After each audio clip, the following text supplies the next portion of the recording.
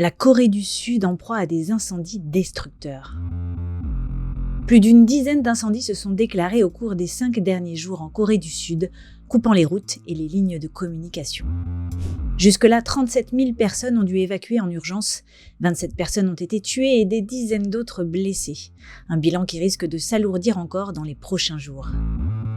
Les feux de forêt auraient ravagé près de 36 000 hectares, soit plus que les incendies de 2000 qui étaient jusque-là les plus destructeurs. Et 2 sites classés au patrimoine de l'UNESCO, les villages de Aho et de Byeongseong-siwon, sont toujours menacés par les flammes. En cause, les changements du régime des vents et la sécheresse qui compliquent le travail des milieux de pompiers déployés. En soutien, des centaines de soldats ont aussi été mobilisés et l'armée américaine fournit un soutien par hélicoptère depuis ses bases militaires du sud du pays.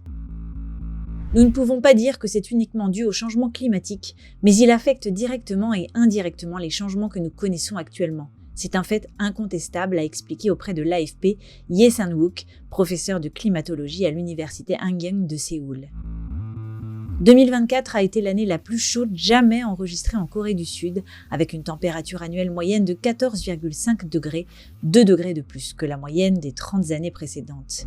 Et le nombre d'incendies dans le sud du pays a plus que doublé cette année par rapport à l'année dernière.